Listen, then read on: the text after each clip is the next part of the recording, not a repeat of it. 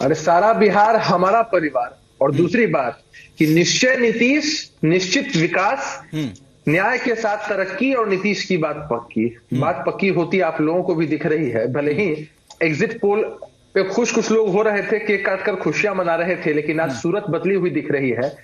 मैं अति उत्साह में यह बयान नहीं दे रहा हूं, लेकिन हमारा आत्मविश्वास भी कम नहीं है। अभी कुछ घंटों पहले भी मैं आप ही के चैनल पर था और मैंने यह बात स्पष्ट की कि हमारा पूरा विश्वास है कि बिहार की जनता सचमुच विकास के मुद्दे पर ही वोट कर रही है। आधी आबादी का वोट सच में हमें ही पड़ा है। आपने देखा था ना कि लोग कह रहे थे कि चुपचाप लालटेन छाप, मालूम चला कि चुपचाप तीर छाप, कमल लेकिन छाप, अभिषेक छाप, 50 से नीचे जा रहे हैं आप। अभिषेक 48 सीटों पर इस वक्त हैं। देखिए, अब जब हम किसी टीम में होते हैं तो उसमें कोई ऊपर कोई नीचे होता है। दूसरी बात कि आप सबने देखा है कि लोजपा की राजनीति कितनी नकारात्मक रही है। मतलब उन्होंने बिहार के विकास के बारे में नहीं सोचा और उनकी एक ही मंशा थी। आप सब जानते हैं कि भाई वो किसी पूर्वाग्रह से ग्रसित थे। एक तरफ ढोंग कर रहे थे और दूसरी तरफ इतने बड़े बड़े दावे कर रहे थे जिसका कोई अनुमान नहीं है। हमने तो कहा साफ साफ कि भाई दागी भरोसे लालटेन, मतलब दागियों की जमात है लालटेन, दागी भरोसे लालटेन और बागी भरोसे बंगला। अभिषेक, वोट कटवा पार्टियों ने सीधा नुकसान जेडीयू को पहुंचाया है। देखिए, कोशिश की है, जैसे आपने कोशिश की कि आके हमसे टकराए, हमें नुकसान पहुंचाए, लेकिन आप अपनी कोशिश में कामयाब होते नहीं दिख रहे हैं। जनता का मैंडेट मिलेगा, थोड़ा कम थोड़ा ज्यादा सीटें हो सकती हैं, सब लोग जानते हैं इस बात को। थोड़ी कम थोड़ा ज्यादा सीटें हो सकती हैं, लेकिन निश्चित रूप से जनता का आज भी जो विश्वास है वो नीतीश कुमार जी के चेहरे पर ही है, नीतीश कुमार जी की विकास नीतियों पर ही है और एनडीए पूर्ण बहुमत के साथ सरकार बनाएगा। लेकिन अभिषेक झा जी, एक और सवाल मैं आपसे चाहूंगी। देखिए, 2015 में छात्राओं के लिए साइकिल योजना नीतीश कुमार लाए, उसके बाद स्वयं सहायक यहाँ पर गठन को बढ़ावा दिया गया। 12वीं की जो पास छात्राएं थी उनको आर्थिक मदद की गई। 2016 में जीविका दीदियों के कहने पर शराबबंदी की गई, तमाम चीजें की गई, लेकिन फिर भी जितना सीटों का अनुमान था जो 2015 में हम अगर जेडीयू की बात करें उतना नहीं ला पाए अभी तक।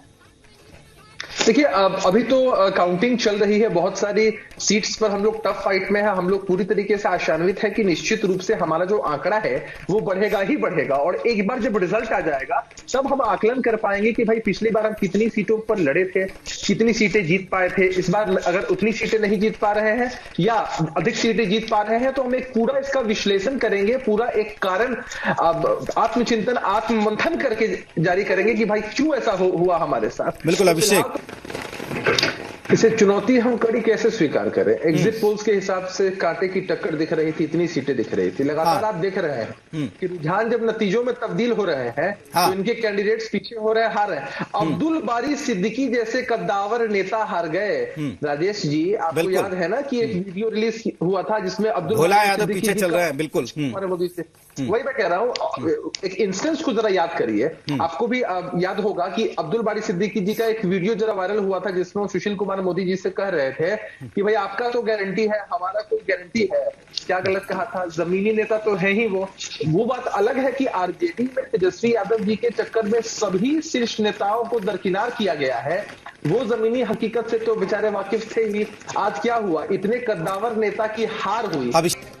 हमने एक वाक्य का जिक्र किया जिसमें उनको पहले से आभास था कि भाई हम हार रहे हैं और उन्होंने सुशील कुमार मोदी जी से यह बात भी कही थी। हमने उस वाक्य का जिक्र किया।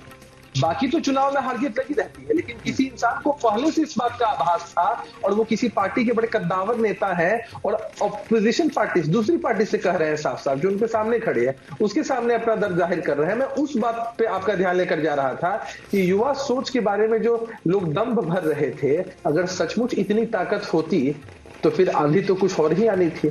तो कल उन्होंने जन्मदिन मनाया है, हमने शुभकामना भी दी है, केक भी काटा है। हम अति उत्साह में नहीं है राजेश जी, फिर मैं दोबारा दोहराना चाहता हूं कि हम अति उत्साह में नहीं है या बहुत, लेकिन हम आत्मविश्वास से लबरेज है कि बिहार की जनता हमें आशीर्वाद देगी। हमने काम किया और उसी काम के नाम पर हम वोट मांग रहे हैं। हम झूठे सब्जबाग नहीं दिखा रहे हैं।